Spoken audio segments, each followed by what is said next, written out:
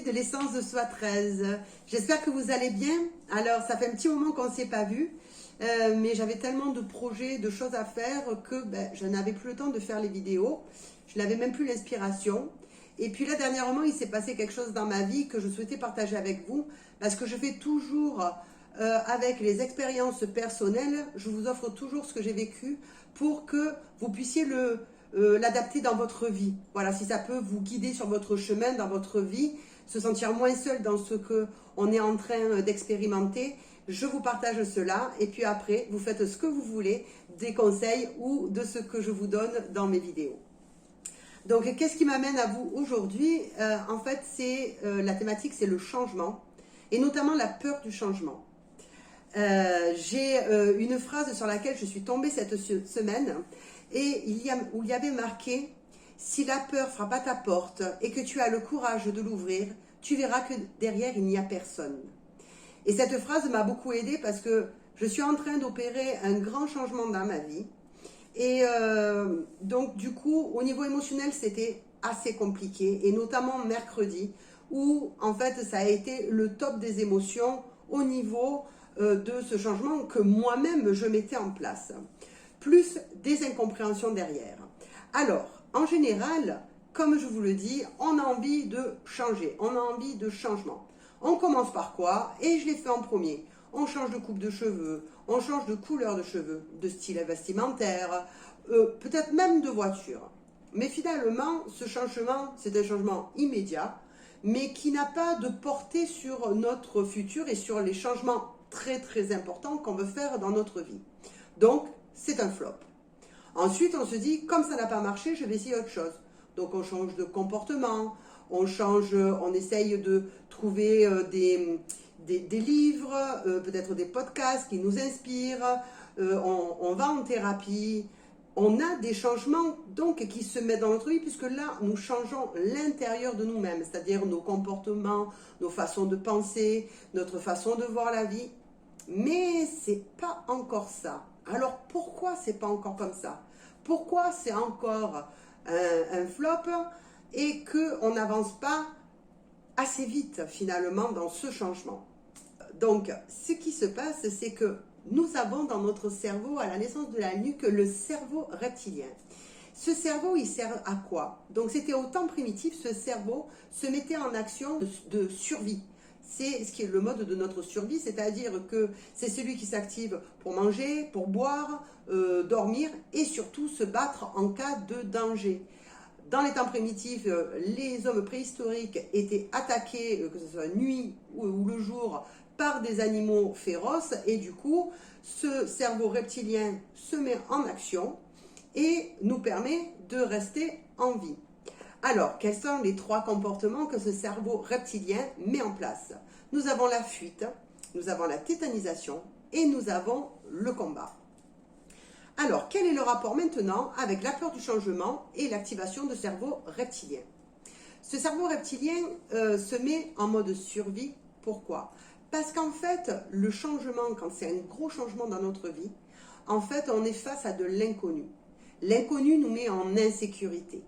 Et comme notre cerveau reptilien est là en mode survie et qu'il est là pour assurer notre sécurité, qui reprend les rênes de notre vie? C'est notre cerveau reptilien. Et c'est pour ça que cette peur s'active et que les comportements qui sont associés dépendra des personnes. Parce que face à la peur du changement, il y a des personnes qui vont se tétaniser, c'est-à-dire qui vont rester sur place, ils veulent aller vers le changement, mais ils n'y vont pas parce qu'ils ont peur. Il y a ceux qui directement le fuient, se disent « Oh là, ce changement, j'en ai envie vraiment au fond de moi, mais il me fait tellement peur que je préfère le fuir et regarder ailleurs et regarder autre chose. » Et ensuite, il y a celui en mode combat. Alors, pour ma part, moi, j'étais plus en mode combat parce que ça fait des années que je souhaite des changements dans ma vie. Mais ce qui s'est passé la semaine dernière, c'est que j'ai dit maintenant, il faut que ça change réellement. Mais je ne comprenais pas pourquoi tout ce que je mettais en place en action dans ma vie, en fait, n'était pas fertile. J'avais des petites avancées, j'avais des petits progrès, mais rien en fonction de ce que je mettais en place comme action.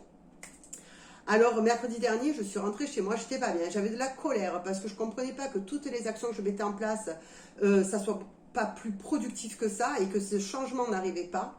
Et puis j'avais quand même de la tristesse aussi parce que ce changement, en fait, oui, je le voulais, mais j'arrivais pas à l'atteindre.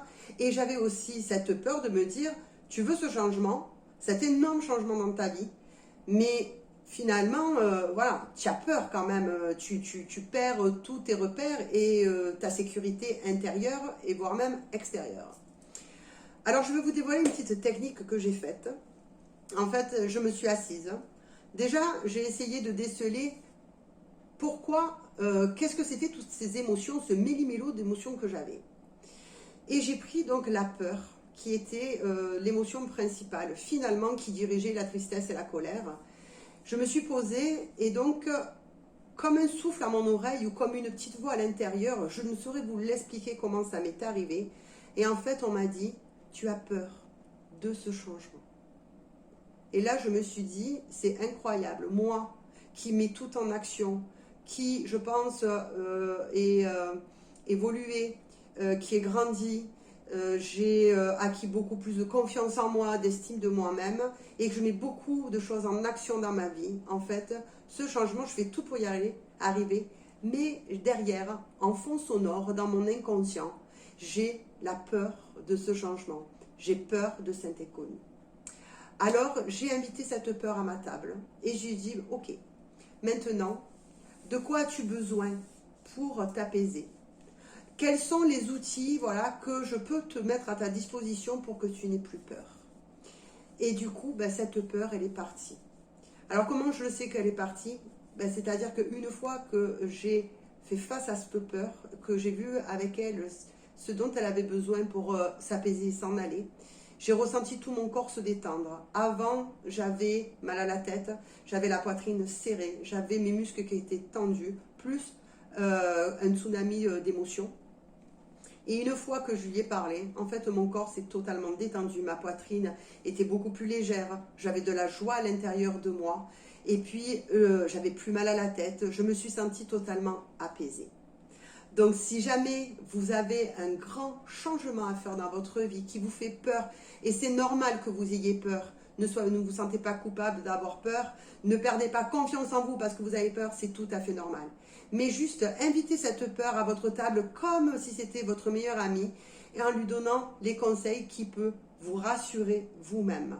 Vous avez la capacité de vous rassurer vous-même en vous disant j'ai telle qualité, j'ai telle compétence, j'ai telle expérience qui fait que oui, ma peur, oui, elle me fait dire de faire attention, mais par contre, moi, je sais qu'à côté, j'ai tout ça pour arriver à ce changement. Après, si jamais réellement vous n'arrivez pas à faire ce changement, c'est que peut-être que derrière, vous avez des croyances limitantes qui vous bloquent, vous avez des conditionnements affectifs qui vous bloquent, il y a des loyautés professionnelles, loyautés familiales qui peuvent tout ça vous empêcher d'aller vers le changement que vous souhaitez. Donc je vous invite à vous faire accompagner d'un thérapeute et pour pouvoir en fait enlever tous les petits cailloux sur votre chemin, déblayer bien votre chemin pour aller vers votre changement. Et quand ça sera le moment de ce changement et de ce grand saut dans le vide, vous le ferez avec un peu de peur, mais dans ces cas-là, vous parlerez à votre peur et celle-là s'en ira. Voilà, donc c'est ce que je voulais vous partager aujourd'hui. La peur est tout à fait normale, mais par contre, quand cette peur vous tétanise, vous fait fuir face à un changement que vous savez qui sera bon pour vous, parce que finalement, quand vous avez envie d'un changement, souvent, et un gros changement, ce n'est pas un caprice. Ce n'est pas un caprice de notre part, c'est vraiment que quelque chose à l'intérieur de nous nous appelle à faire ce changement. Et du coup, cet inconnu et cette insécurité peut nous laisser sur place, alors que ce changement, c'est vraiment la meilleure chose à faire pour nous. Parce que ce qu'il faut regarder, c'est qu'au jour d'aujourd'hui, on est dans un mal-être. Hein? Un changement nous appelle, et aujourd'hui, on n'est pas bien avec la vie actuelle. Mais l'inconnu ne peut être que meilleur. Alors, il y aura sans doute encore des obstacles sur le chemin, des choses à dépasser, mais quoi qu'il en soit, regardez au jour d'aujourd'hui, à votre instant T, vous n'êtes pas bien. vous êtes en mal-être, vous avez le niveau émotionnel qui ne va pas, au niveau corporel, vous sentez des tensions, vous sentez peut-être des maladies récurrentes qui arrivent. Donc, c'est que vous n'êtes plus à votre place et que votre corps, votre cœur vous amène à activer ce changement dans votre vie qui sera beaucoup plus bénéfique pour vous finalement. Donc oui, on a peur, mais on y va parce que dans tous les cas, on sait que pour sortir de ce mal-être, il faut aller vers ce changement et que ça ne peut être que meilleur pour nous. Voilà, j'espère que cette vidéo vous a plu. Je vous dis à tout bientôt pour une nouvelle vidéo. Je vous souhaite un très bon week-end. Et puis si vous avez aimé, vous pouvez liker, vous pouvez vous abonner à ma chaîne YouTube.